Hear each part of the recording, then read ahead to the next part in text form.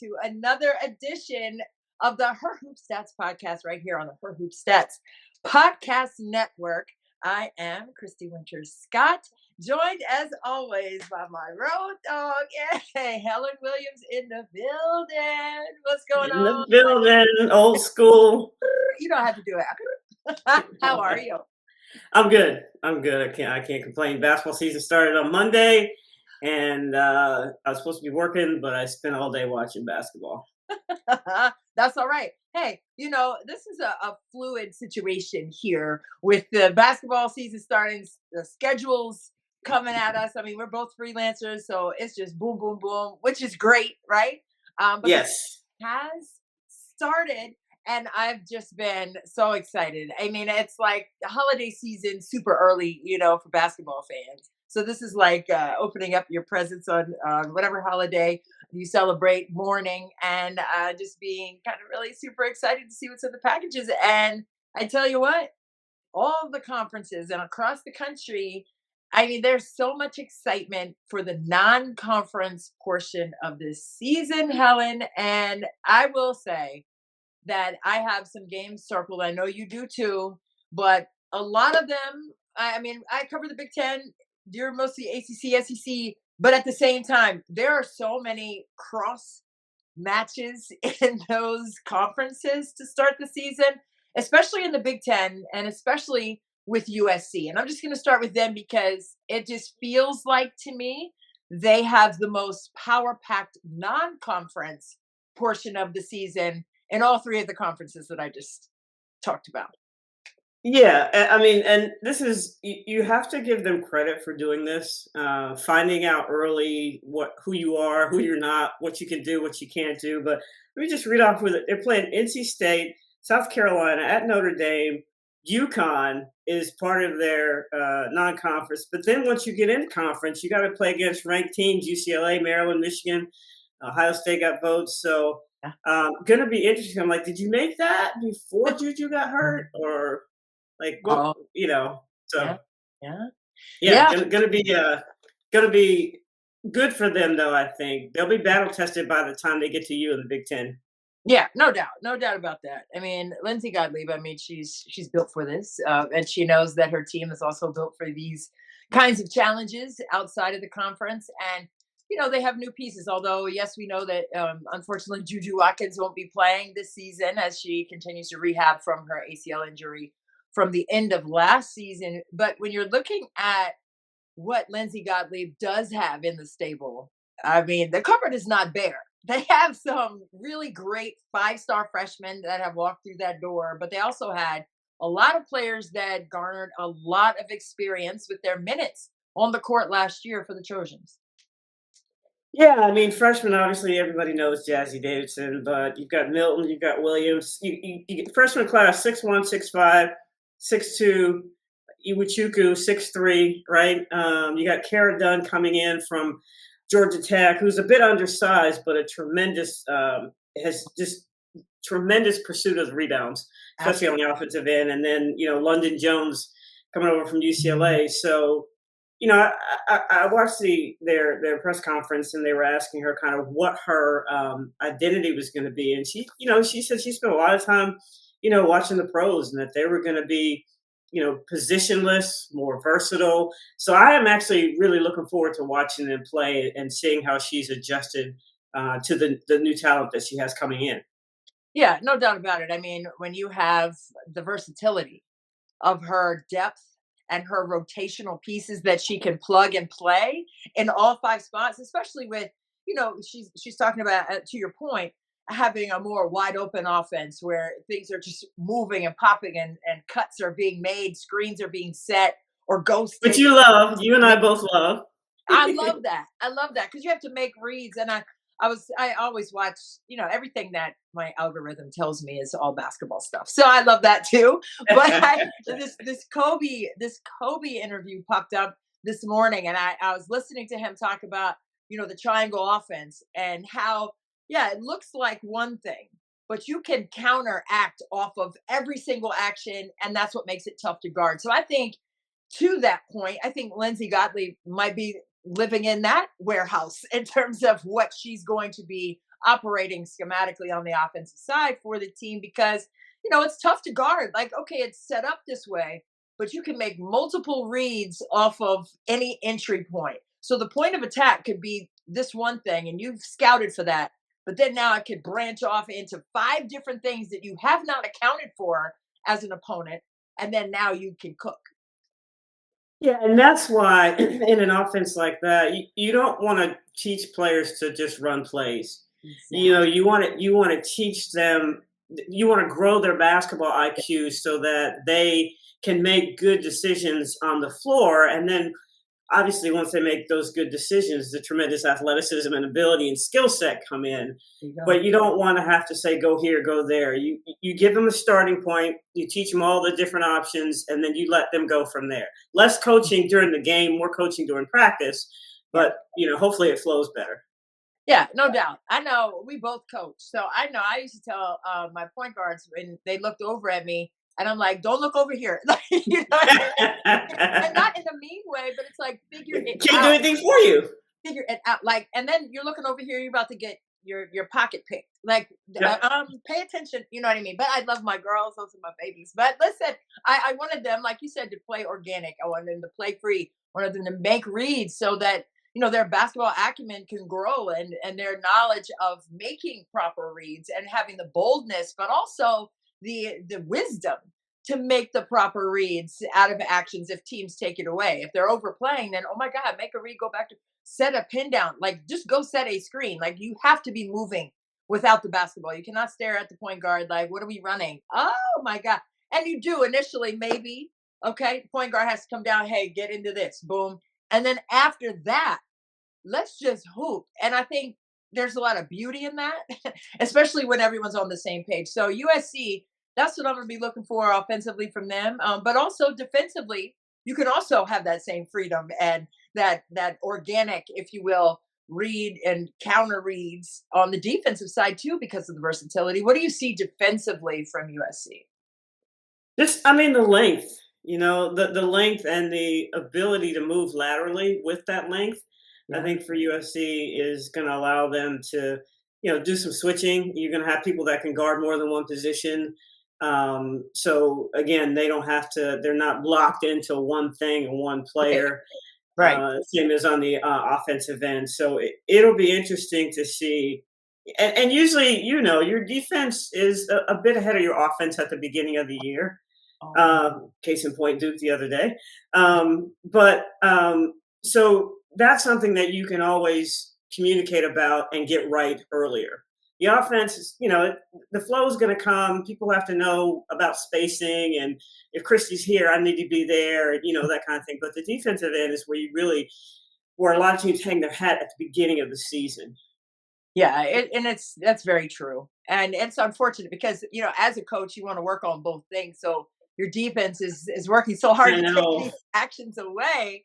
But it's like that's why in football there's a defensive coordinator. When I was coaching, we had a coach that was, he's always trying to mess up my my offensive stuff that I was trying to feed the team, and I'm like, okay, but that grew me, right? So I'm like, Sure. oh, maybe teams will do that to us, right? We go 5-on-0, go down, run a set with no defense and then come down to a surprise defense, right? And he would throw a lot of defenses. Jerry Liscombe, that's my guy. I appreciate you. But no, it made me work, right? It made me try to figure out, but it also had our players recognize what they need to attack and where and when to attack whatever defense that they saw there. So that's a great drill. And I obviously miss coaching bringing that up, but but it is ahead of what you want to do offensively. But I think it is because you want to get your defensive foundation set first. And that's what you work on first in summer.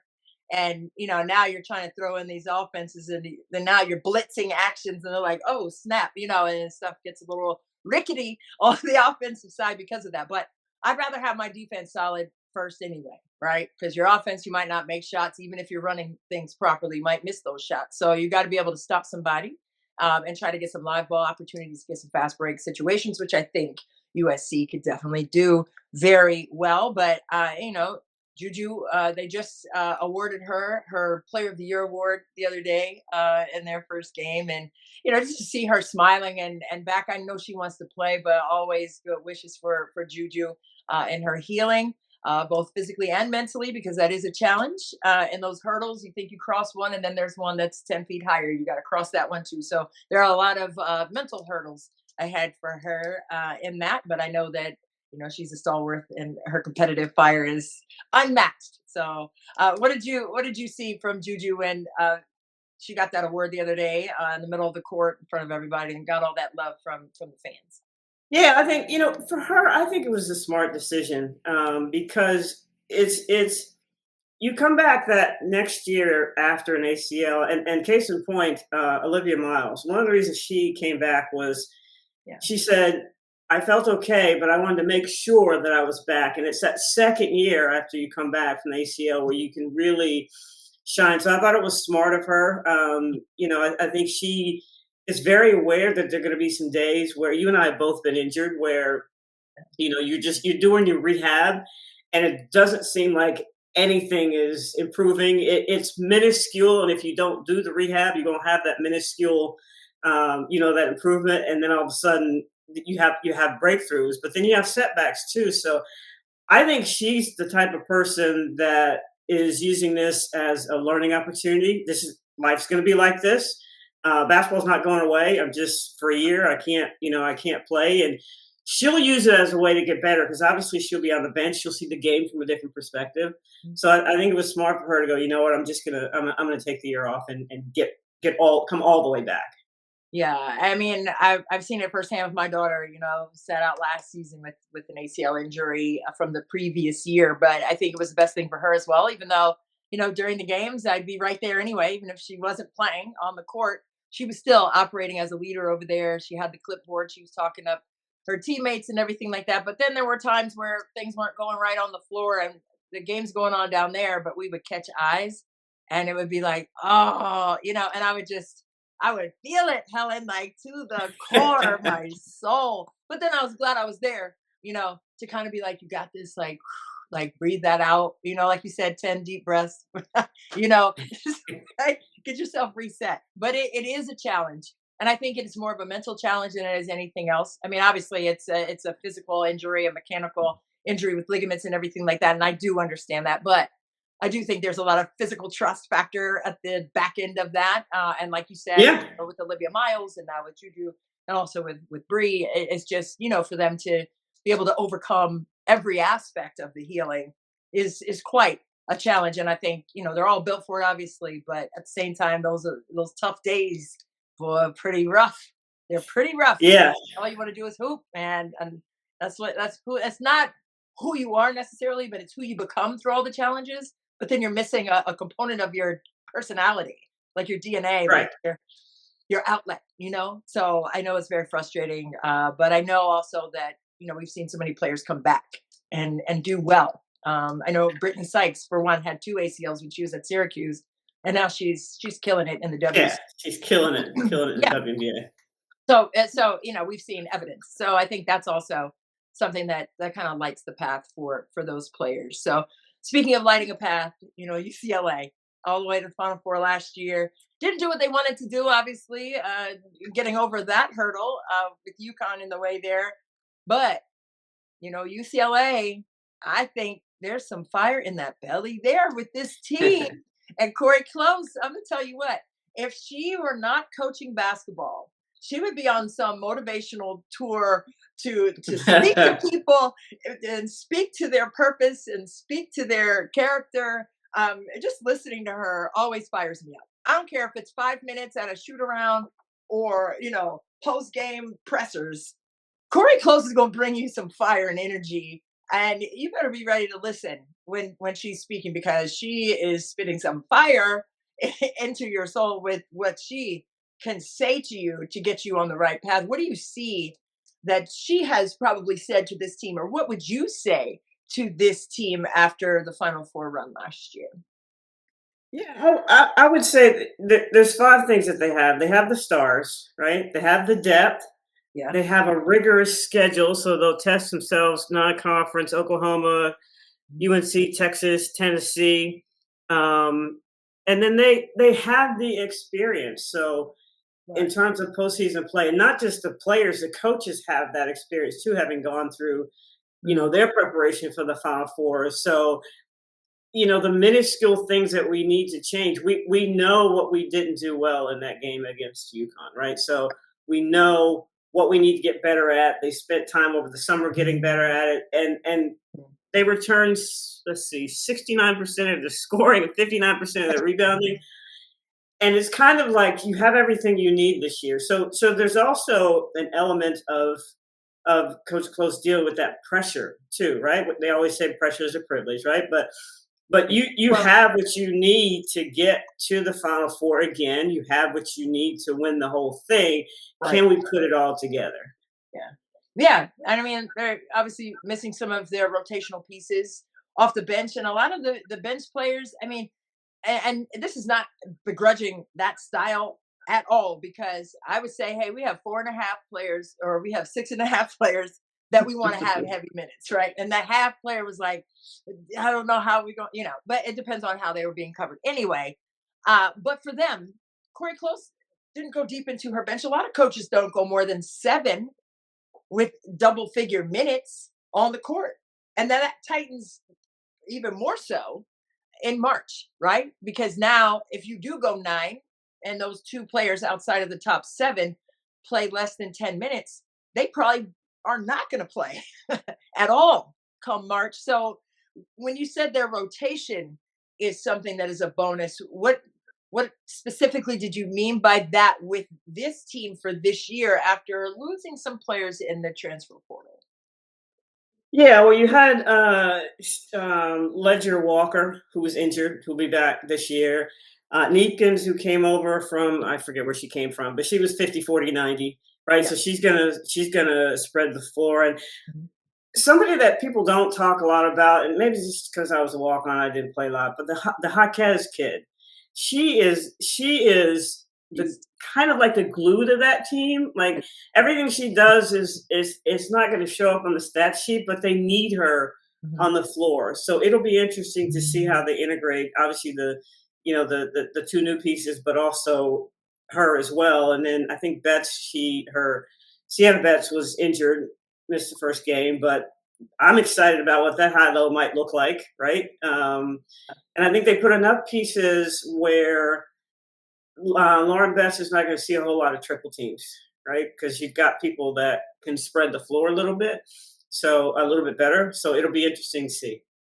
Yeah, the sister act there. I love the fact that they're going to have an opportunity to play again with one another as they did in high school when they were in grade school and all of that. But at the same time, Kiki Rice. I mean, I was just going to say that is a key piece. yes. Uh, Her showing up when the lights are brightest is a key piece of UCLA being successful or not. Yeah, what do you want to see specifically from her in terms of her ability to shine when the lights are up? Last year I would like to see her just be more aggressive about being the woman in crunch time. Ah. Right? That's very general, but I just felt like I've seen her play since high school, and I Mhm. know she has a skill. I just have never felt like she has been aggressive and well, I should say confidently aggressive Okay. offensively to take over and give them what they need when other things aren't happening. I would like to see her be more aggressive and more confident in crunch time. Got you. And I know, a lot of times she was ball dominant, right? She was running the one. Do you think she'd be more free if she were off the ball a little bit? And not all the time, but just Yeah. sometimes, like get off the ball and then bring her off screens, get her downhill. And I'm not trying to overcoach Corey Close as a savant, but to your point No, though, but you make a get good off the point. ball? Does she need to be off the ball to get more opportunities to display her aggressiveness? Because sometimes when you have the ball all the time, you're setting the table for everyone else to eat, right? So now you need to get off the ball, and then now you can produce a little bit more. I think that would be a great adjustment, but I also think there were some opportunities last year where she should have just been more aggressive, getting downhill and Okay. getting to the cup. And that's not to say that she's not talented because she's got a No, beautiful skill set. absolutely. But either way, she needs to be scoring more in crunch time. Okay. Yeah, maybe, some two-player action, a little bit more of that. And like you said, with bets, bring her off that block, get them in two-player action and make reads like we were talking about. Stay organic Yep. with it. And make reads after reads and adjustments and counter moves and things like that, counter decisions. I'm intrigued to see what that looks like for UCLA. And I saw them at Media Day, and it was Betts and Rice, Lauren Betts, her younger sister, came in. You gotta say which one now. I know, and Yeah. now I have to specify which Betts I'm talking about. But it was Lauren Betts and Kiki Rice who were over there chatting with us, and they said, you know what, we're not even really, overly thinking about last year's run, Excuse me. right? Bless you. We're not thinking about last year's run necessarily. We know we did it, and that team with those players on the roster, that uh, I guess that iteration of UCLA basketball was last year. Now we have a Right. new opportunity with a clean slate, having that experience, of course, but they're not sitting in that same place mentally. I think they have put that to the side, like clapped that up. We did that last year, okay, but now we have another opportunity to define legacy of this year's team, and I think that is refreshing to hear. Mentally, I know that's good, just to kind of release what happened last year. Whether even if they had won it, they were going to have to release it anyway, right? It's a new opportunity to compete. So I think this UCLA team, for what they did last year, are going to be more confident because of how deep they went into the Final Four and all of that. But I also think with the addition, like you said, to so many players who are going to spread the floor around Lauren Betts, it's going to be hard to pinch off and go blitz on that lane line when Laura Betts gets it. I mean, she's 6'7", number one. So good luck with that. We've seen, I mean, she's probably seen every defensive scheme anyway, right? But now I think it's even going to be more difficult for teams to scheme against her because of how they're going to be able to operate on the offensive side. Yeah, I mean, the only way to do is to take her space away once she gets the ball. But people are she's going to have people opposite her that can knock that down. Yeah. So Yeah. you kind of like pick your poison. Yeah, I want to go take her space away so she can't move. But if you're late with that, just a millisecond, she's a good enough passer. She's going to see where you're coming from, and people are Right. going to knock down shots. So like I said, the spacing is going to be a lot better, and it will be interesting to see how defenses adjust this year to UCLA. If you were coaching against UCLA, how would you guard that? Oh my God! I heard you say take the space. You're not saying that. You know what? I would. The only way to do that is to go at Betts and try to get her in foul trouble and sit her on the bench. Because I mean, once she's there, you're not going to knock her off her spot, Yeah. But if you can force her to defend and maybe get some early fouls and get her on the bench, I mean, because I'm sure everybody's tried everything. Now, if you have somebody that's 6'7" with her, like how many Okay. teams have another 6'7" kid Many. that could go one-on-one with her on either side of the court? Maybe that too, but Yeah. yeah, Not many. just not having her on the floor is really the best way. I feel you. Pump fake, baby, and sell it and get into the bottom. Yeah. Lift them up and get into them. Yeah. Absolutely. But I agree with that. But I also agree with maybe, it's got to be the perimeter defense has to be stout, right? You got to be able to put pressure on the basketball, and not Yes. allow plays to be seen to be made to her, right? So you can't be playing off of guards, right? And with I used to say penguin defense with your arms down here, because now you have sight lines. If you opponents, right by the ears, you got to have your hands up and active and take away those sight lines for those guards to get the ball into her. Number one, because if she can't touch it, right, with clean passes and clean looks, then you've done your job, right? And you're saving the post players from having to contend with her down in the trenches too. So I hear what you're saying, and I agree with that. Offense, going right into her defensively and try to sell it, but also you got to have some pressure on the basketball and take those sight lines away from the guards. Yeah, that's a good point. Take sidelines away and pick them up early and take some of that shot clock away where you can't make your progressions. And, Yeah, you don't have a whole lot of time getting into your progression. So, yeah, I agree with you as well. yeah.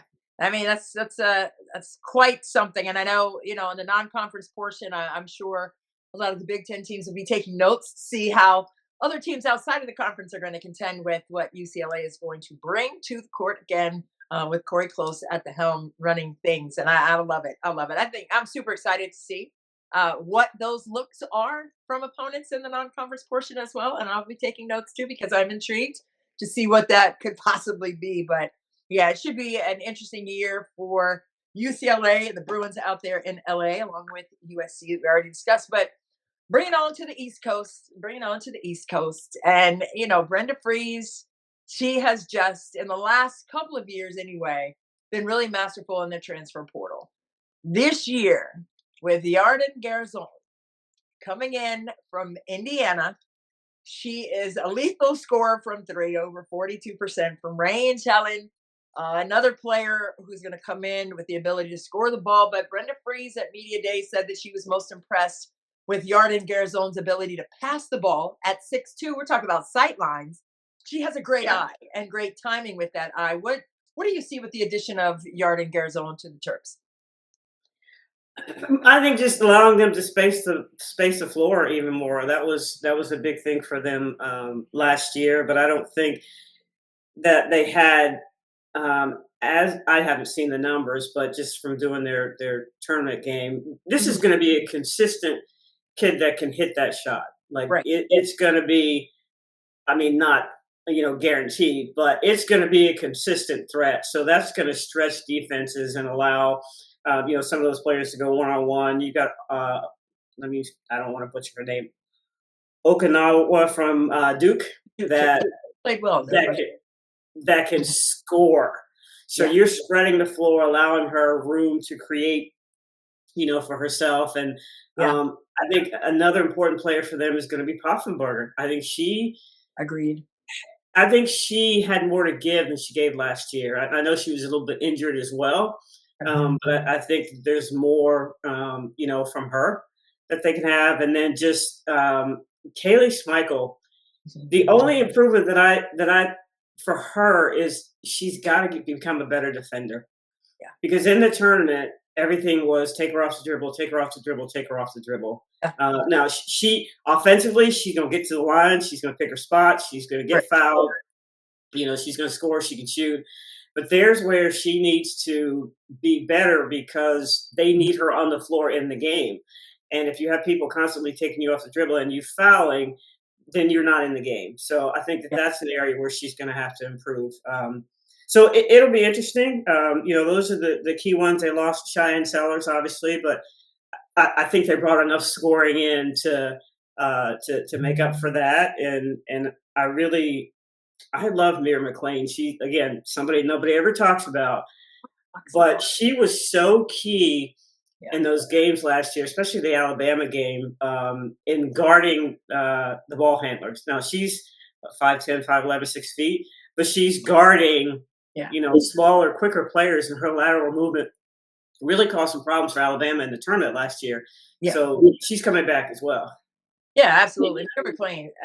And correct me if I'm wrong, but I know she was at UConn. Was it Kentucky before UConn?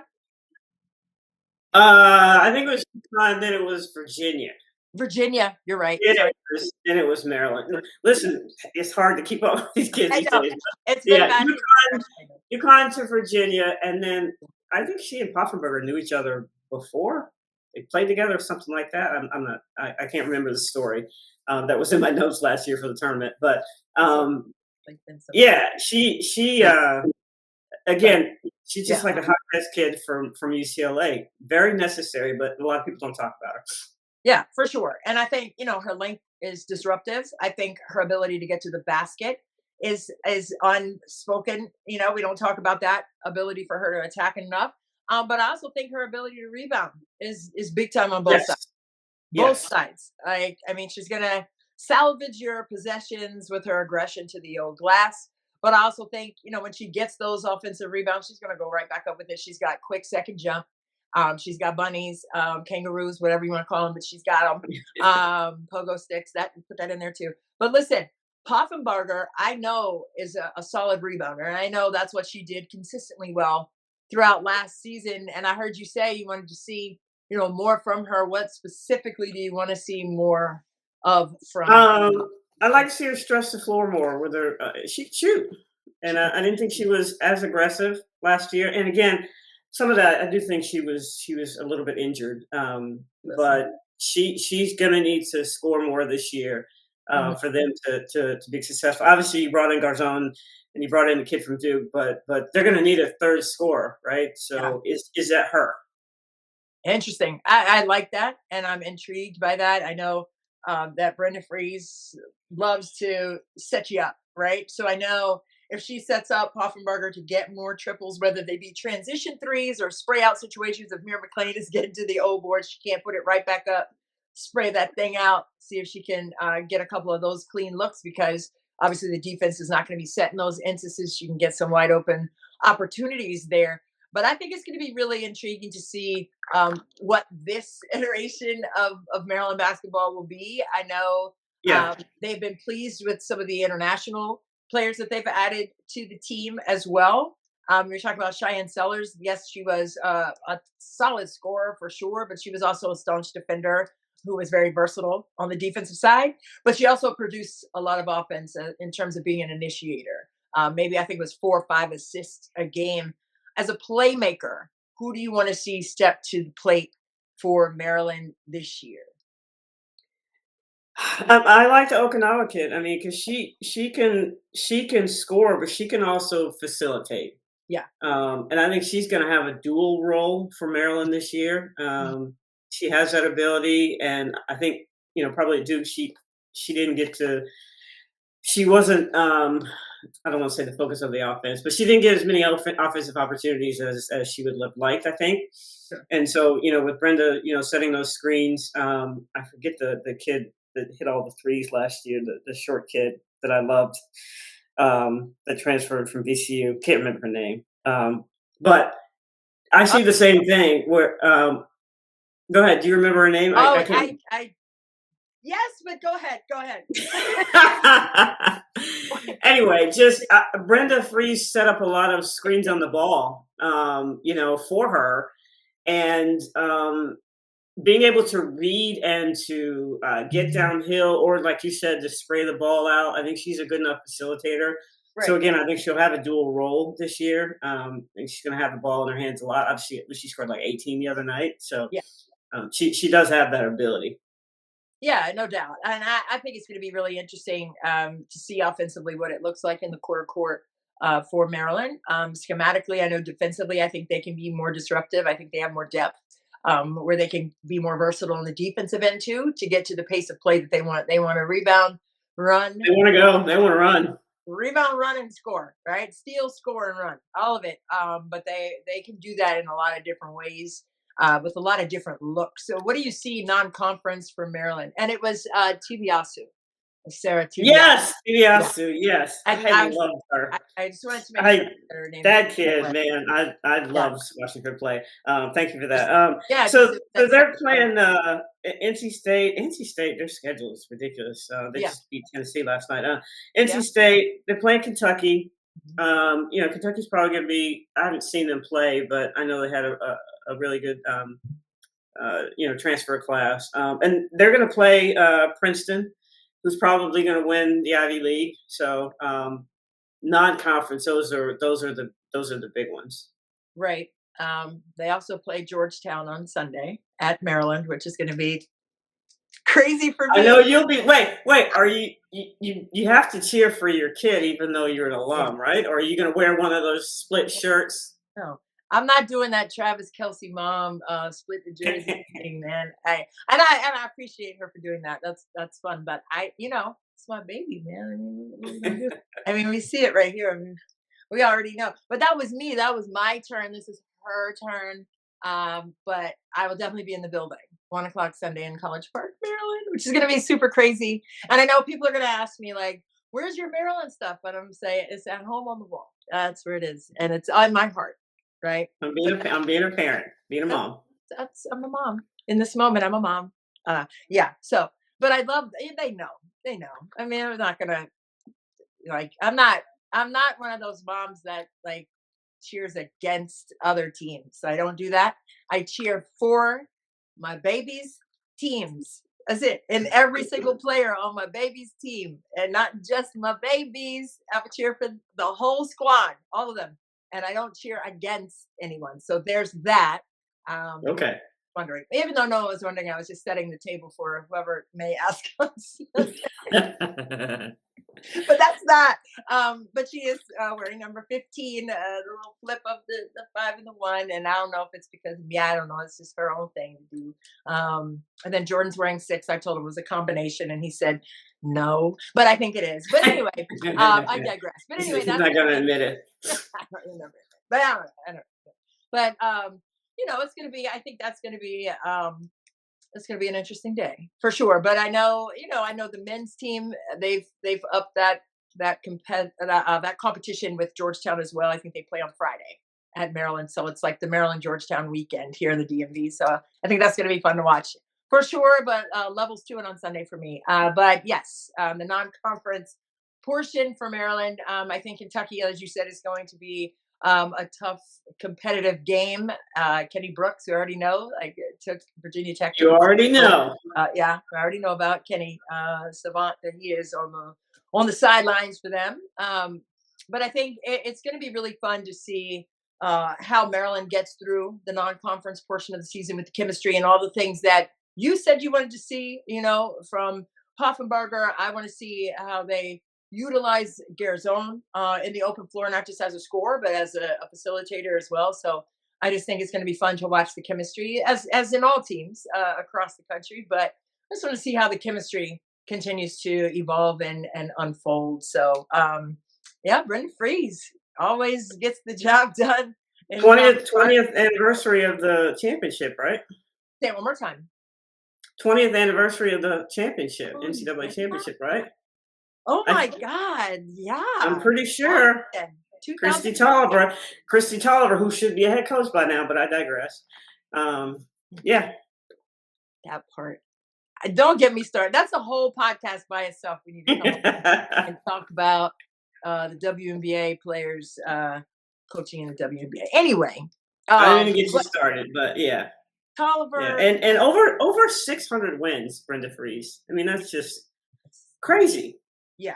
No, and she still loves coaching. I talked to her last year a lot about that and all the changes. Oh, and she's one of these coaches that, she's like, I'm just going to evolve. I'm going to evolve. I'm going to adapt. And I still love coaching. Yeah. I mean, at the end of the day, it's about the X's and O's.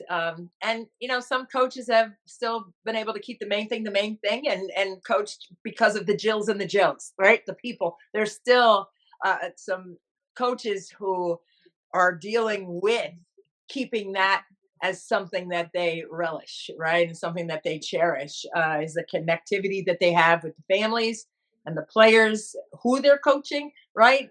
And you love to see that staying genuine, right? Even in this crazy, transfer portal-y, NIL situation.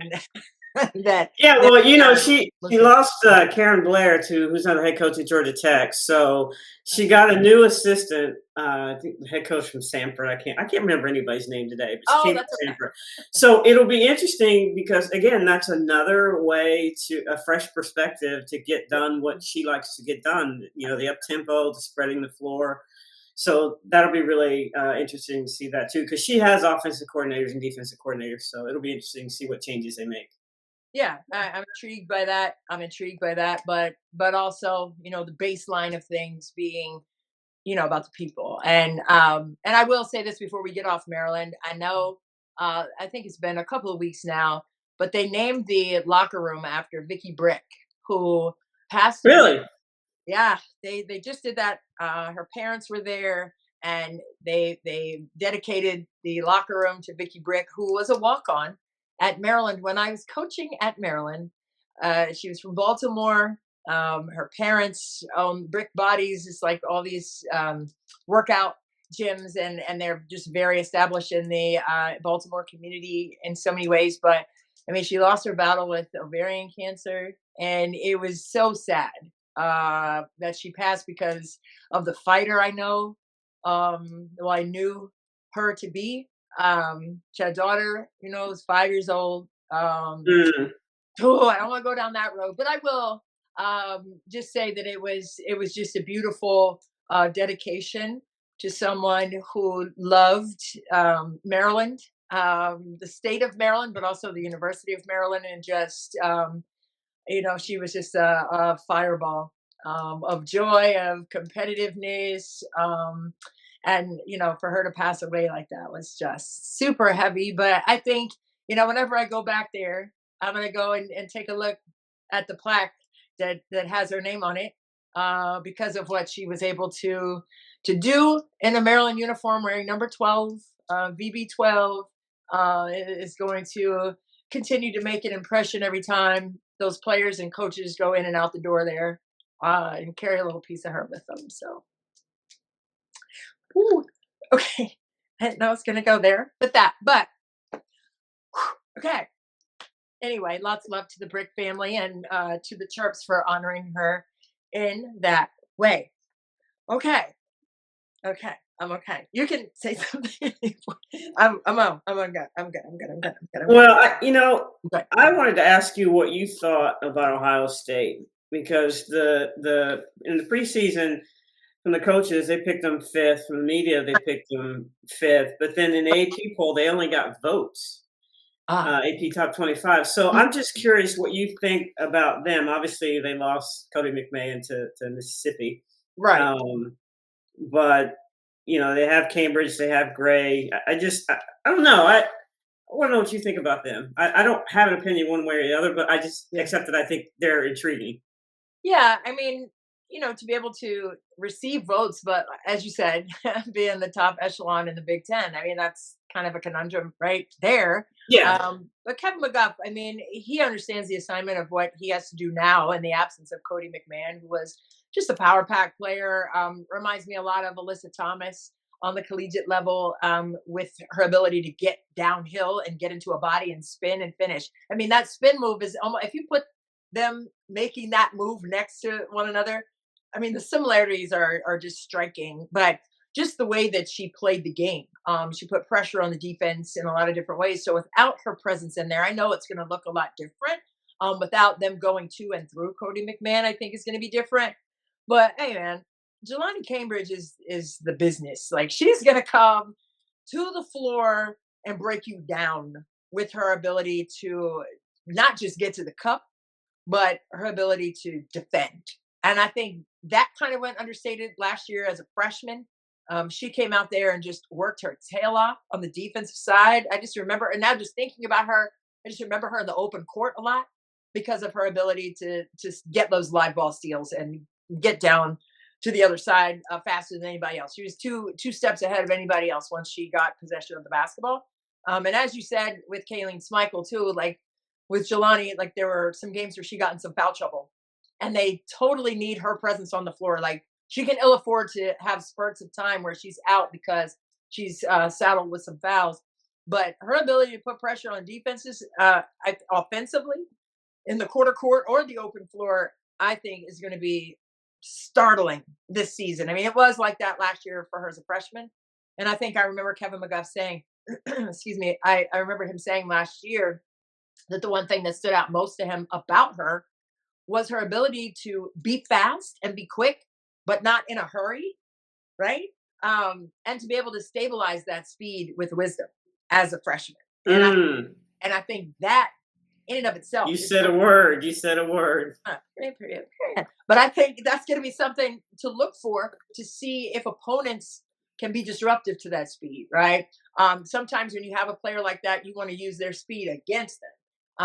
And I was here, for John Wall when he first started in the NBA. He was 19 years old out of Kentucky after a year, and boy, he was on 100 every single time, and it worked for him sometimes. But then sometimes you saw opponents try to utilize his speed against him and make him rush decisions, whether it be to score and make a pass or a play as an initiator. But he figured it out. And I think, you saw maybe in John Wall's second year, it was that the game slowed down for him. You hear that said a lot. But what does that really mean? What do you think that really means to have the game slow down for you? Um, it's kind of like I'll use a windshield wiper as an example. you have when it's raining really hard, that thing's going, back and forth really fast, and Yeah. you can't really see it. But then you can put it on the setting where it just goes every once in a while, right? Yeah, draw. So that's what that means to me when you talk about the speed with the wisdom and the game slowing down. It's yeah, I see this adversity coming to me, but I can see through that, right? Right. I know what my options are. I can figure those options, a lot quicker I like that. rather than just, it just everything's in front of me and I have no idea. I'm not as overwhelmed as initially. So I like it'll be that. interesting to see with that. And I'm also wondering who is their you have Gray, who is their third scorer, or is that third scorer going to be the type of defensive pressure that they put where, all the time? Is that their third scorer? That's their offense. You know what I mean? Yeah, for sure. And I think, it's another sister act over there, right? With Kennedy Cambridge, right? Jelani's sister. I think she had some games last year where she had the ability to open up the floor with threes, but also defend well from the perimeter. So I think that could be, the third scorer that they crave. But I think, on the inside, I think that's going to be where Ohio State's challenged the most on both sides. Yeah. And even with Cody McMahon, I mean, she was undersized in there, but I think with her ability to score downstairs, if you will, right there at the cup, I think they're going to need another player in there that can be an oak tree on defense and take away things in terms of protecting the rim, but also on the excuse me, on the offensive side, can Ohio State put pressure on teams and score on the inside, and not just with their guards' ability to penetrate and get into the paint and finish in there. Yeah, I'm fascinated to see how they make that adjustment and how that's going to work against different teams, especially teams like USC, UCLA. Right. Yeah. That's Which what still feels weird to me. you Talk said. about it. What?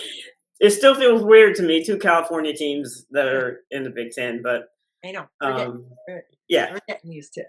Yeah, it's a different world, and then you have Washington and Oregon too, West Coast teams. And I think, I don't have them on my sheet right here, but I know with Washington and Tina Langley, I think they're going to be one of the sleeper teams in the Big Ten in terms of okay, what they're going to be able to do, especially on the perimeter. I think they're going to be able to apply a lot of pressure, and not just defensively. I think they're going to be in attack mode on the offensive side and be more consistent with it. I think last year you saw flashes of that, and I think with their additions, I think that's going to be something to look for Washington. But I know, Michigan's going to have something to say about that. I do have them on my list here with the dynamic duo of yeah. freshmen last year with Silas Swords, and then you have Olivia Olson, excuse me, who both averaged 16 points per contest as freshmen last year. What do you see from that dynamic duo for Kim Barnes and Rico's squad? Well, they both played international ball this summer for Canada, so I think anytime you have the ability to do that, you're going to grow Yeah. as a player because you're playing against a bunch of different styles, right? You're going to grow as a player. Your basketball IQ is going to grow. So yeah, the question is, can they be? They were fantastic freshmen. Can they be super sophomores? Right. Can Holloway be the third sophomore? For them. So it'll be interesting to see. They added this kid. I'm not even going to say what her last name is, but she was the Patriot League Player of the Year. Okay. 19 points a game, 8 rebounds. Well, let me try. So Filkinich. Okay. If she's listening, sorry, I butchered your name, honey. But anyway, she's a player, and it'll be interesting to see how they incorporate her too. So uh, Kim is a great coach and great tactician. So it'll be interesting to see. I don't. They're if it's possible for them to be one of the best teams and be a sleeper, I can put them in that category because they could very well beat everybody. Right. So it'll be. I don't know if there's such a thing as being in the top five and still being a sleeper, but yeah, Right. Yeah, no, for sure. I just think that the way Michigan played last year with really young players on the court. I mean, I think yeah, at times they had three freshmen out there who were giving teams the blues. the absolute blues, and not because they wear yellow and blue, whatever, but they were. I just thought about that, but I didn't mean it that way. But I just think because of how Kim Barnes-Rico has been able to utilize her lineup and her roster and the versatility of the depth that she can Yep. present on the floor. And I think, offensively, I always think about Michigan in terms of their offense and how they're able to attack. They lull you to sleep and then they crush you. And I think, you don't give credit enough to their defense, which has been top tier over the last several seasons. But we don't mention. I fall prey to that, right? I don't think I mention it enough because their offense is just so intriguing with how they, like I said, lull you to sleep and then attack you and finish. But I think on the defensive side, I think we need to talk about Michigan's defense a little bit more because of what they've been able to stir up on that side of the floor. What say you about their defense and what their defense has been able to present? Yeah, I think they will have grown from what they did last year, and they can just build on that. That's what you expect from your freshmen, to grow from freshman to sophomore year, and I still expect them to put the same kind of intensity, and pressure. And I expect that their defensive IQ, basketball IQ, has grown. Yeah, Again, playing international competition, you got to play a bunch of different styles. right. So you've got to focus more on concepts and not specific things in terms of how you play certain actions. Yeah. So they will have need they need to have grown in that area as well. Yeah, no doubt. I'm anxious to see what that looks like. I know at Media Day for Big Ten, I know Olivia Olson was talking about Silas Swords and saying, sometimes when you have the best player on the floor, sometimes the best player always thinks, I'm the best player, get out of my way. I'm going to go and do it, do whatever I need to do for me. She said that Silas Swords is not like that as the best player on the floor. And for her, like, I'm just like, they both averaged 16. They were both impactful as freshmen. But to hear her, and she's sitting right next to her when she's saying this, and she was like, to have the best player on the floor not have an ego issue is something that is very refreshing and very different. But she respects the heck out of that kid, for that. And to say that right next to a teammate, so there's no ego for her either, right? To be able to offer that level of praise for her teammate. To be able to go out there and compete with no ego is a major deal. But to also be able to give your teammate the respect and the flowers in that moment, I thought that was very respect worthy and exactly what Kim Barnes-Rico is teaching that team outside of hoops, right? It's, hey, we're all out here doing the same thing for the same reasons. Yeah, I'm going to be interested to see their game against UConn. That's going to be a really nice measuring stick. Louisville played UConn last night, and played them pretty tough there towards the end. But that's going to be a good measuring stick for postseason play in terms of how they do against UConn. Yeah, I think there was a point in the second half in that Louisville game against UConn last night that Louisville had a major run and they were actually outscoring Connecticut in the second Jeff half. Waltz, man, don't ever count Jeff Waltz teams out. Just started grinding the juice out of the orange, man, trying to get everything out of that bad boy. Yeah, but it was a fun game to watch. But hey, UConn they came to play. Sarah Strong was doing her thing. I think AZ Fudd also had 20. Sarah Strong is so unfair. Chico, it's just so unfair. She is unfair. Yeah. I mean, she's just so multifaceted, right? But to hear Gino Ariema say about Sarah Strong that it was almost kind of the same thing that you were saying earlier about, kind of stepping into not necessarily your stardom, but like what you were saying about Kiki Rice, like to be more aggressive with what you possess, with your skill set. Go ahead and use all of it. Push all the chips to the middle of the table. Dominate, Go dominate. for it. And I think he's kind of given Sarah Strong that same invitation, that written invitation, like, hey man, just go. Like, go ahead. And I think last year he said she was just trying to blend in, like I'm here when you need me, kind of thing. But no, we need you right now. This year we need you, to go out and be your best self. If you Without call blending a double double in the championship game, okay. just over here on the side, if you need me, just tag me in and I'll come in and rebound or do whatever. No, this year he's like, look, you need to come in here and stomp a mud hole as soon as the game starts. Like we're not We're not waiting for you. We're not tagging you in. You're already in. Like you're here. Yep. So I just thought it kind of mirrored what you said about Kiki Rice, maybe about, hey man, it's time to go ahead and just go.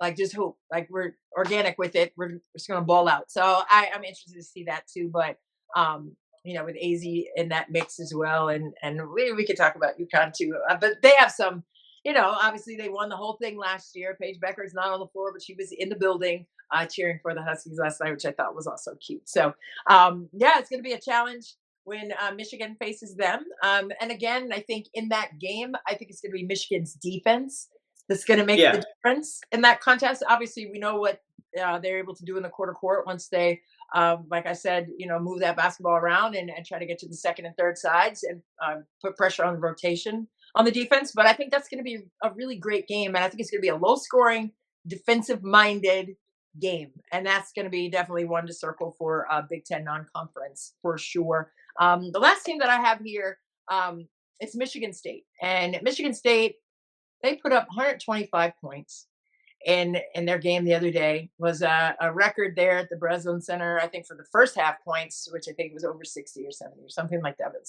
yeah, it was a domination by the Spartans. And, when you're looking at what Grace Van Sluten is bringing back to the table for Robin Freilich and the team, what do you see from her specifically with her skill set, not just in the Big Ten portion of the season, but in non-conference play? How much are they going to lean on her to be their leader, not just statistically, but in every other way? Yeah, I think she's got a big job this year, one that she's quite capable of doing. But I do think that they will be more dependent on her. They had a couple of good transfers: Jalen Brown from Arizona State, Yep. And Jones from Purdue. So it's not like there's a lack of talent there. But they're going to be, when they face adversity, she's going to be the one that's going to have to lead them through it. Whether it's just in terms of leadership or what she can do on the floor.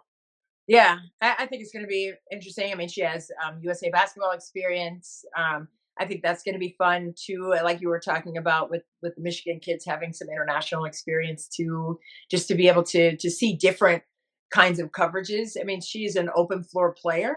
I think she can put pressure on the defense in a lot of different ways. But it'll be interesting to see. And we're talking about Michigan's defense. I think Michigan State's defense was also at the top echelon in Big Ten competition anyway. And I think that's going to be something that Robin Freilich leans on heavily with her team, and they want to get it and go too. Now they will push the tempo. What do you see in that regard for Michigan State on the defensive side?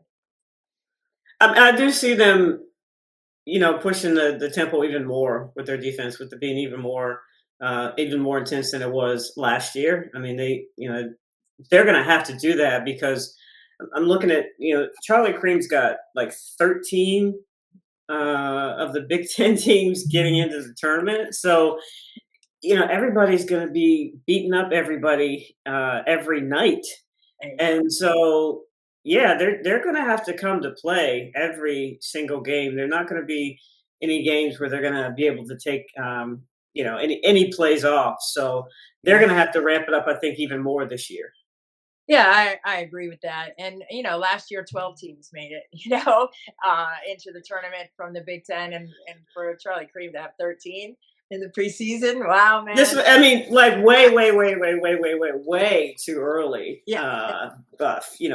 68 teams. But it's a good gauge to kind of see, when you're looking at these teams. And at some of these games at the beginning of the year are just awesome to watch because you're being tested for sure. And I give kudos to the coaches who are willing to subject is the wrong word, the teams, but to have them play that kind of competition early in the year, so that you can see what you're made of. And if, let's take a USC, is Jazzy Davidson going to be able to step right in and take over? Because everybody's going to expect her to be the woman. Can she do that as a freshman? Now she obviously has, help, but that's the kind of game where you test a kid like that. You test your best player that's coming in, and so it's going to be some great games here in the next 2 weeks. I can't wait, man. I can't wait. I cannot wait for them.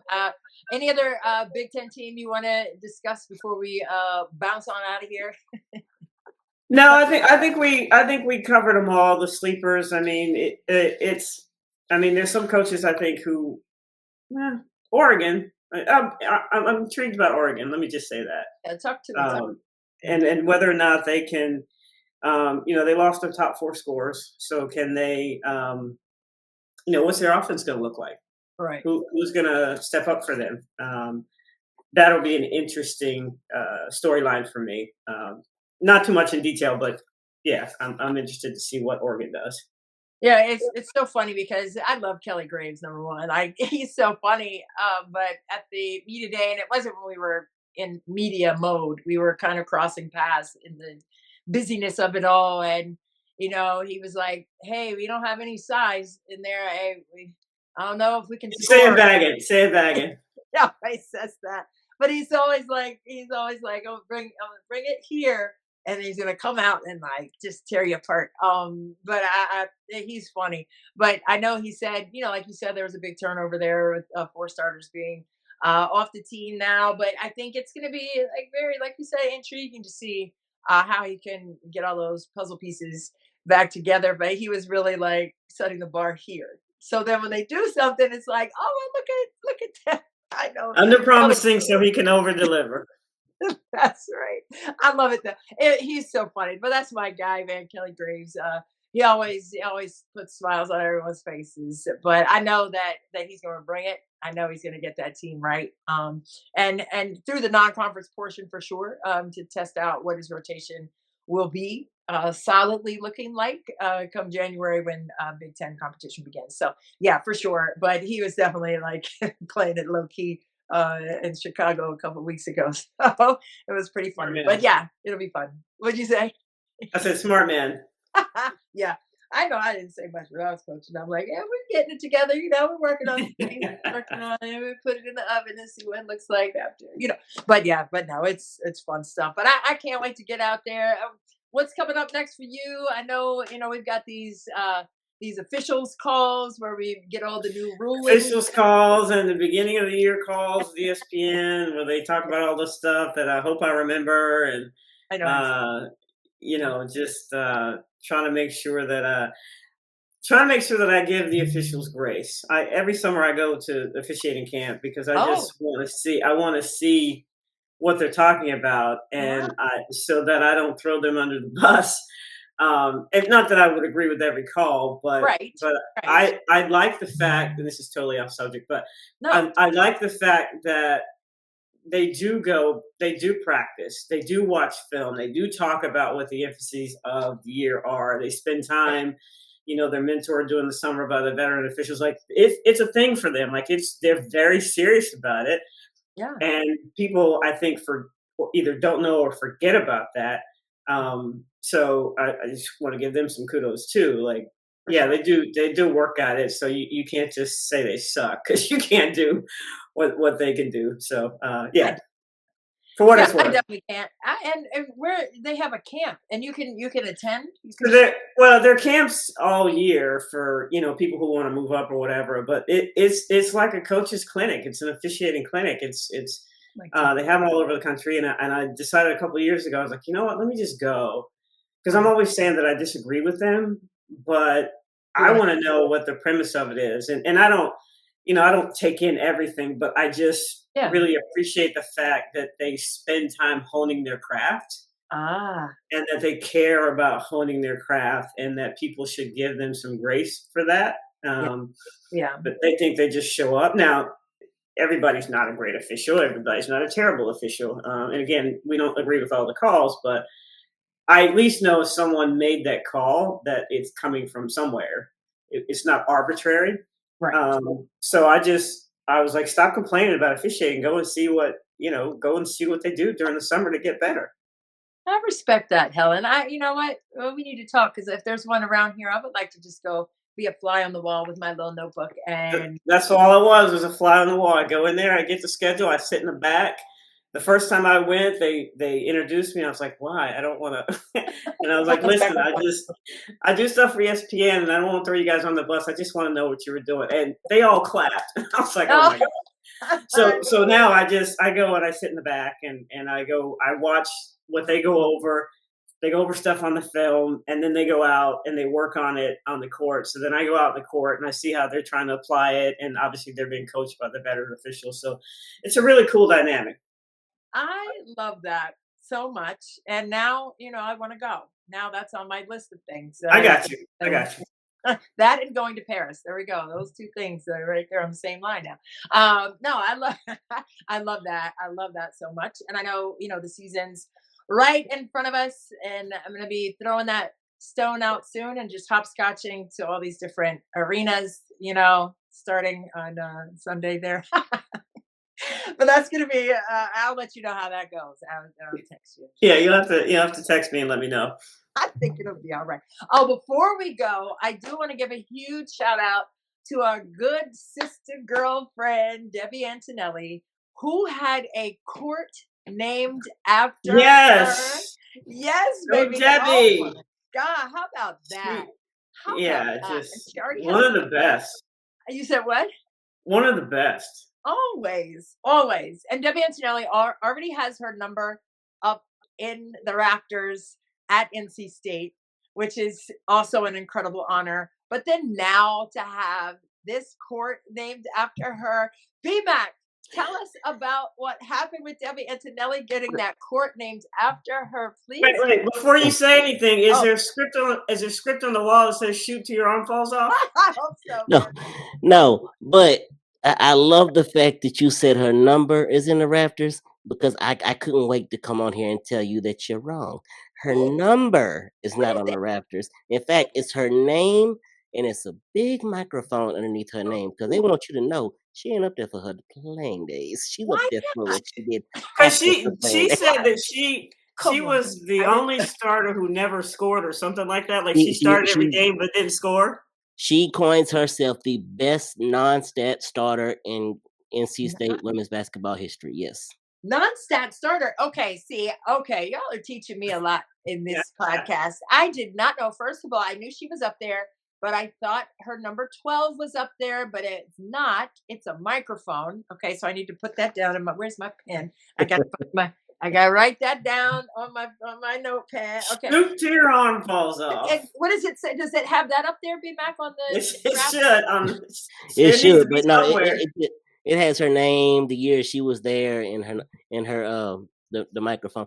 And I jokingly said because I saw the banner before they hung it up because I was there when they did it last year, Oh, and I said, "Oh, they wanted to make sure that people knew this wasn't for your playing days. This oh, was for come what on, you did man. after." Oh, come on. Hey, now they should have put 12 like on the microphone I agree. Yeah. or underneath something. Like 12, I mean, she was a hooper. I'm not gonna agree with just having the mic up there. We need an addendum. We need an asterisk and a 12 on the But no, the honor still stands. It was a beautiful ceremony and everything was great. All our family and friends were there. It was cool.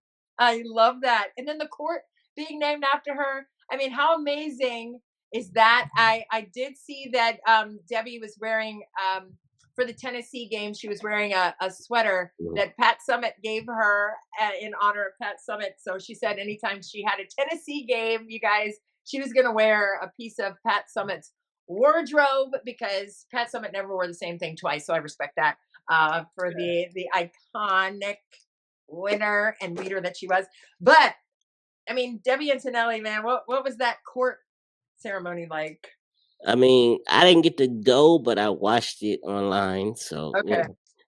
it was awesome. I mean, Oh, it's something that you like she said in her speech. It's not something that I was striving for, but when you get cool. things like that, it lets you know that what the work you're doing and the work you continue to do is honored, and Oh, that's all that she can take from that. that is so sweet. Let the work you do for others speak for you. I mean, Yeah. that's the bottom line. The fruits of your labor is definitely evident, especially when you're talking about someone, the Hey, salt of the earth like Debbie Antonelli for sure. I'm out there every May in that heat when she does the stuff in her driveway for the 24 hours for the Special Olympics. Yeah. I can't wait to do it in the Deb this year in the air conditioning. In the Deb. Oh my God. I need to come to the Deb. Oh my gosh. Are they serving Deb. lattes at the Deb? Because I'm gonna get a latte and sit right there with you. Yeah, we need ice. We need iced coffee so we can sit there and. Ice latte. I don't know about coffee, but I bet there'll be some liquor in there somewhere. Not the liquor, the brown liquor. You get the brown liquor. In the red cup? Yeah. Not the brown, be mad. The only brown will be the lattes. Helen. Iced lattes. That's the only brown we're going to have over there. But, oh, my God. Debbie Antonelli, we love you. Congrats, my friend, on all. Congrats, Debbie. Yeah, that's just big love, right, B-Mac? Yes, indeed.